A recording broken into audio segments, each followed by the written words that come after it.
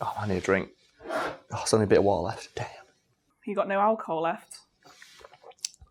I can't do any alcohol. I'm sorry, where is it? You're alcohol free. So I'm sorry, large bottle of golden rum. Not today.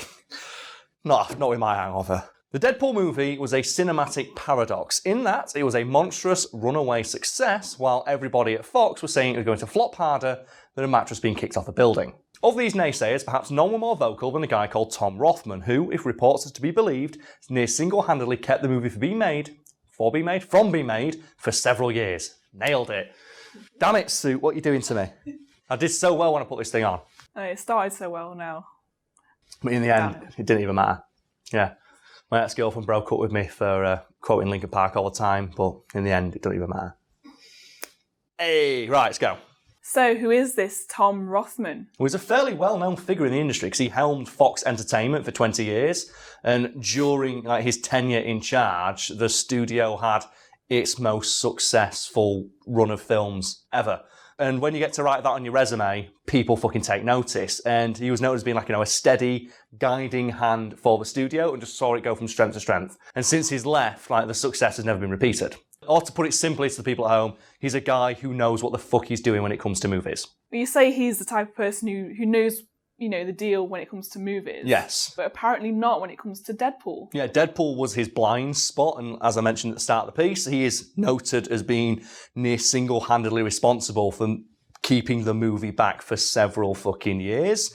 And it's rather strange to think that a guy who, helped Avatar and Titanic, two of the highest grossing movies of all time, get made, repeatedly and consistently shat on a literal billion-dollar idea. Because Deadpool is one of the most successful comic book movies even, of all time, because its budget was so low, because it kept getting slashed by Fox, supposedly at the behest of Rothman, who didn't think it was going to be a success, and therefore just kept giving them less money. Which actually ended up helping the film in some ways, because it gave the film that indie feel. I think a good example of that is the marketing around Deadpool, if you remember it. Yeah. Which it's not a thing you can say for many movies, is it? Do you remember the marketing for a movie? It's well, no. I saw the movie and then it immediately forgot about it. But Deadpool was different. Yeah. What was your favourite act of marketing they did? Well, it's I remember the poster where I think he positioned his hands like a love heart, and it was I think it was set to come out on Valentine's Day, and it was like. And then they did the poster with him and I forget the actress's name, but they made it look like a romance film. Yeah. It's Deadpool, because obviously it's Ryan Reynolds, and it's Ryan Reynolds, he's known for romantic comedies, and that to me is fucking amazing. But the reason behind all this viral marketing is because they didn't have a marketing budget, so they had enough money for one billboard, so they made that one, knowing that it would go viral on the internet. So you pay for one billboard, but then a couple of million people see it when it's shared on the internet. And that's because Fox just kept slashing their budget. And Deadpool references this in the film itself, during the big shootout at the end, when he forgets all his guns. That was supposed to be a huge shootout, and when they called up Fox to ask for money, they told them no.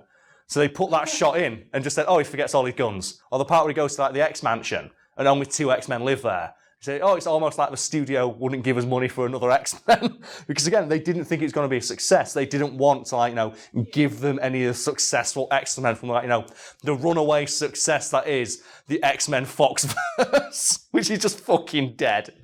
Now it's one of the probably the most funniest, best superhero films I know of. Yeah, and it's really hilarious to me that Deadpool is more successful than all of the X-Men films. Because we could talk about it now because the film has come out and it bombed horribly. But Dark Phoenix is amazing to me because do you know about the ending of the film?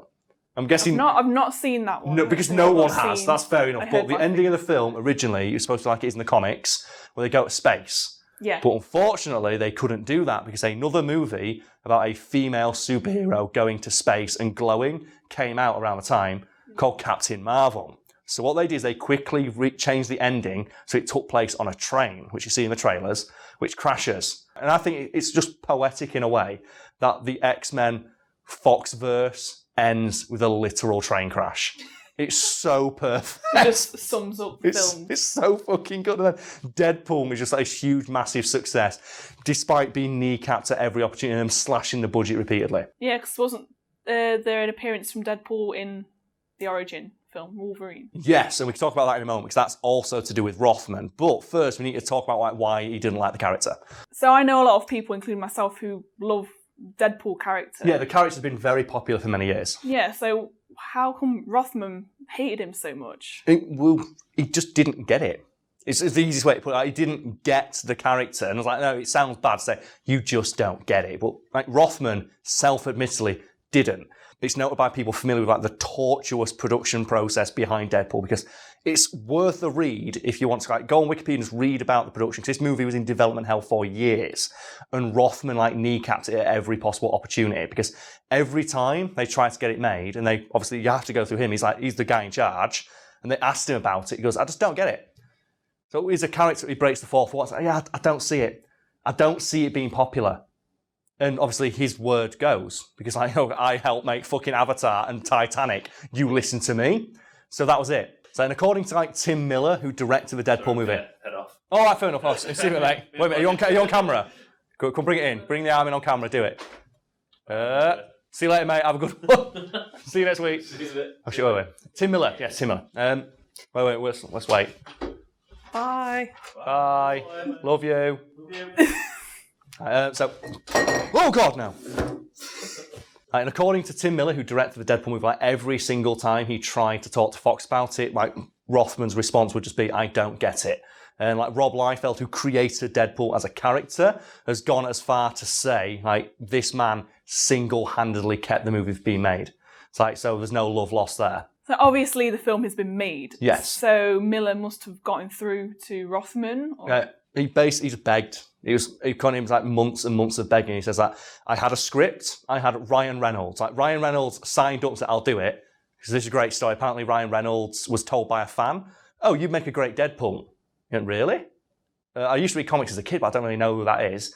And this is the true story according to Ryan Reynolds. He opened up a Deadpool comic and just a random page, and that page just so happens to have a quote from Deadpool himself saying, I look like a cross between Ryan Reynolds and a Shar-Pei. And Ryan Reynolds says that convinced him to play the character. It's like, what better sign do you need than the character on the page saying, I look like Ryan Reynolds? So he told his agent, just keep your ears to the ground for anything about this character. I want to, if there's a movie starring him, I want to go and try and play him. And according to Reynolds, he just had a standing agreement with Miller that if the movie ever got greenlit, he would drop whatever he was doing to go star in it. And he even agrees, I don't care what it costs, I'll slash my appearance fee. And both him and Miller were so dedicated to getting it made, they were like, well, we'll take less money.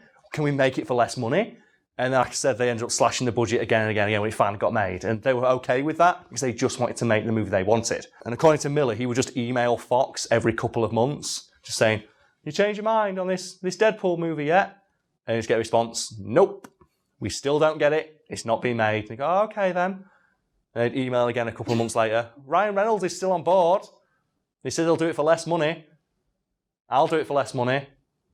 Any movement on this? Nope. Still don't get it. Okay. A few months later, we've got a script. It's a really good one. It's really good. Ryan Reynolds, he's still on board. Do you want us to make? No. We go, okay. A few months later, we still got scripts. That went on for ages. They were clearly dedicated to making the film with like the persistent begging every month. Yeah, and when the movie was being made, they took every hit that Fox level, and every time the budget got slashed, they went, okay, we're still going to try and make this the best movie we can. And Rat said when they had no marketing budget, Ryan Reynolds just put the suit on and went out and just started filming fucking YouTube videos in it. And he posed for photos in his free time to make those dumb photoshops and stuff that they did. I think the thing that sums up how much Ryan Reynolds loved making that movie is the fact that on the last day of filming, he just didn't take the costume off and drove home. He walked off set in the costume and just got in his car. Someone asked him, Ryan, you got to give that back? Nope. It's mine now. I've been waiting 10 years to put this costume on. I'm not taking it off. And I think he still has it. Well, Deadpool appeared in the X-Men Origin films. Yes, he did. Did Rothman not care about that at all? The thing is, he did. And this is where the story gets amazing, because I think it just highlights how petty Rothman was about hating this character. Because the reason that Ryan Reynolds wanted to make a Deadpool movie is because of how shit Deadpool's appearance in that Origins movie was. And I think it's safe to say that every fan of the character hated what happened to him in that movie because they literally sew the mouth shut of a character whose one defining character trait is never shutting the fuck up. And it may not surprise you to learn that Rothman was the guy behind that decision. No, of right? course. Yeah, just think about that for a moment. Like, he's so petty, he insisted that if Deadpool's going to be in this Origins movie, sew his fucking mouth shut. And everyone, up to and including the director and Ryan Reynolds, said, this is a stupid idea, everybody's going to hate it. And Rothman went, I don't care.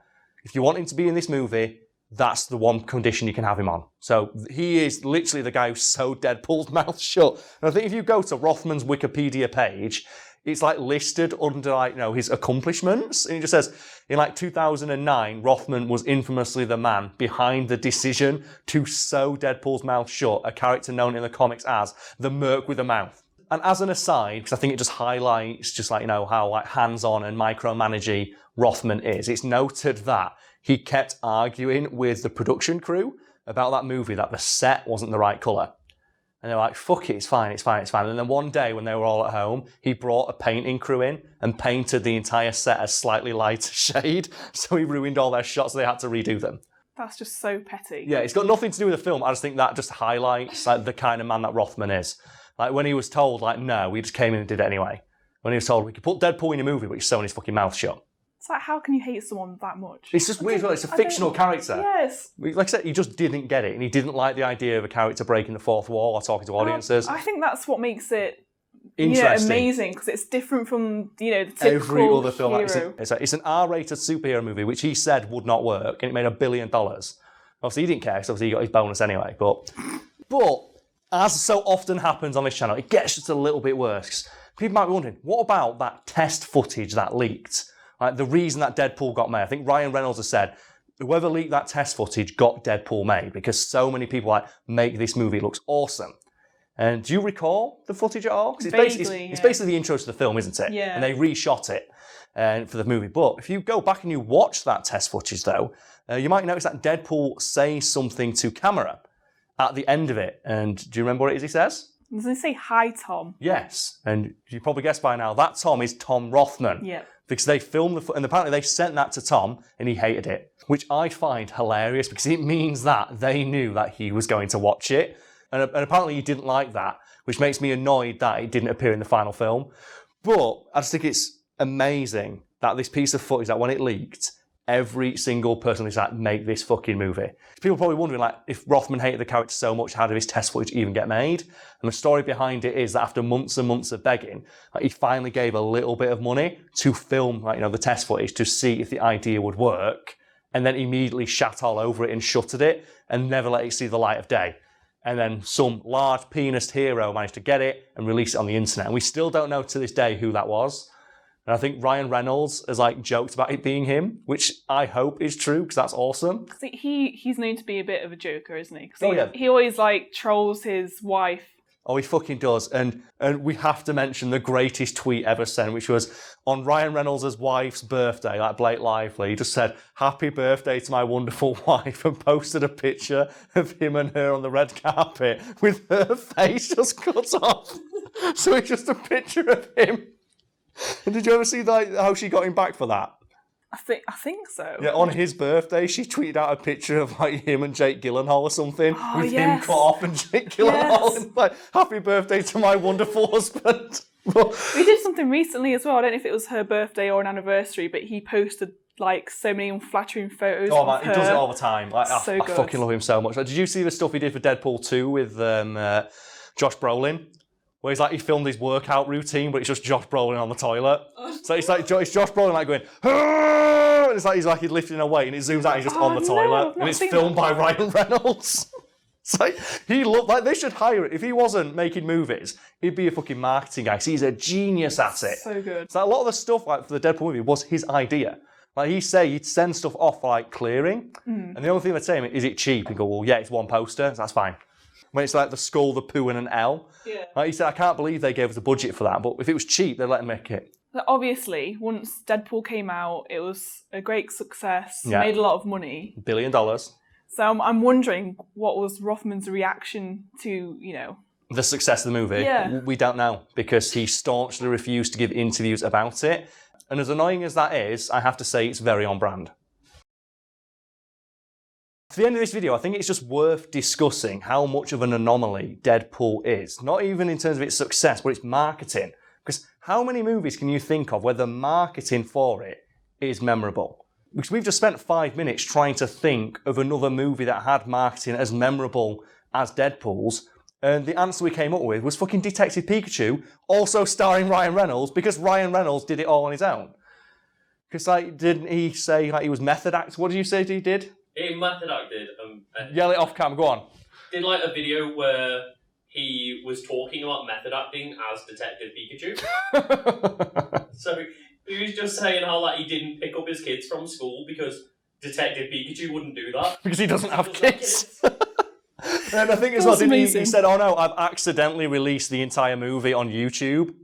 And then it's like a 2.5 hour long YouTube clip, and it's just like a gif of just Pikachu just dancing for an hour or something. And then someone in a Pikachu costume did that in a theatre.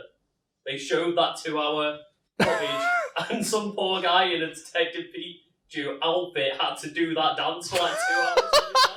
It's so good. Again, that's really memorable, and it makes the movie awesome because it just makes it feel like more of an experience. I think the only other one I can really think of is Endgame. Yeah. Not particularly the trailers or the posters, but the whole thing of don't spoil Endgame, where they got every single actor to post a thing or like don't spoil Endgame. They signed the thing, and it's like because that felt like a communal effort. Yeah. And then I think in the lead up to it as well, they released the Remember the Fallen ones. And I think every actor involved with the movie got sent their thing, and they released them over the course of a day, which again just felt like made it feel like more of an event instead of like just a movie that's coming out on this date. Yeah. But I struggle to think of any movie that's done anything similar. I know, because like all the superhero films, it's just like a generic sort of action hero poster. Yeah, it's a poster, it's a trailer, maybe at the Super Bowl, but maybe they'll like paint a bus. So to move it outside the realm of film, there's a couple of video games that have had like really good marketing. In the past, I think Grand Theft Auto 4 was a famous one, where they put like wanted posters of Nico Bellic everywhere. And then they painted like the entire side of a building with just a giant fucking Grand Theft Auto 4 thing. So it's like, what the fuck is this? Grand Theft Auto 4, awesome. And then another one is for a smaller game, but it's a personal favourite of mine, Metal Gear Revengeance, in Leeds. And in Leeds, they have, on the side of a pub, I think it is, just a painting of Raiden as like the cyborg ninja that has been there for about 5 to 10 years now. And I believe it's even a poker stop on Pokemon Go because it's that memorable. It's just as you come outside the train station and they've never painted over it because why would you? It's too fucking cool. It's been there for years. And obviously now people have forgotten about the game or what it's even supposed to be advertising. And it's now just a cool painting of a ninja on the side of a pub, which is awesome. The Ninja Pub. And it's like a meeting place. So where'd you go? Oh, we turn left at the Ninja. So, yeah, love it. That is pretty cool. But it's like, other than that, like it's weird how it's the exception and not the norm. But then I guess not every movie can be an event. Like some of them just get released and then obviously disappear. Yeah. But I'm still trying to think. I can't. It's difficult, I literally isn't it? cannot rack my brains to think of anything I remember. That's how memorable these. And the thing is, they're literally designed to be memorable and they don't work. Whereas like, and that's what's amazing to me, like what the $200-300 million they spent advertising like Endgame. And it was less memorable than Ryan Reynolds filming YouTube videos with his phone in the Deadpool costume for basically free. I think it's just stuff like, because he's doing things that aren't the normal advertising way. It's funny. He's like playing pranks. People remember that sort of thing. They do. It's not like the typical trailer. And it's always funny when they try and replicate that or they try and ape it. Because I think with Tom Holland, like to keep it in the realm of superhero movies, he spoils things. He spoiled a lot of things. Yeah. And then they realised, oh no, he spoils a lot of stuff. And they started doing it jokingly, which I felt it came across like really insincere. Yeah. Like when he holds up like the Spider-Man poster and it's got like the Far From Home something written on it. And it's something about, do not show till this date. It's like, so I remember seeing that, yeah. When you acknowledge it, it stops being as funny or as interesting or as memorable. Please stop. There was also that footage that Chris Pratt released, I think, where he was on set with all the actors that were on it in Endgame. I don't know if that came out before the film or not. I know that Mark Ruffalo accidentally live streamed the first 15 minutes of Thor Ragnarok. He was live streaming on the red carpet and then put his phone in his pocket and forgot. Oh no. And 15 minutes into the movie, he got a tap on his shoulder and went, "Where's your phone?" "It's in my pocket." "Hand it over." "What?" "You're fucking live streaming." Oh god no, first 15 minutes. Oh man, I think we talked about it before. just we keep like one last like Endgame Infinity War thing. It was that Disney paid Michael Rooker money to come onto set and walk around taking selfies, so they thought he was in the movie because he dies at the end of Guardians of the Galaxy 2. But before that came out, to hide the fact he dies, they paid him to just come on set and just take selfies in front of like, oh, I'm on the Infinity War set. Oh, he must be in Infinity War then. No, he's fucking not. Just paid it. It's great.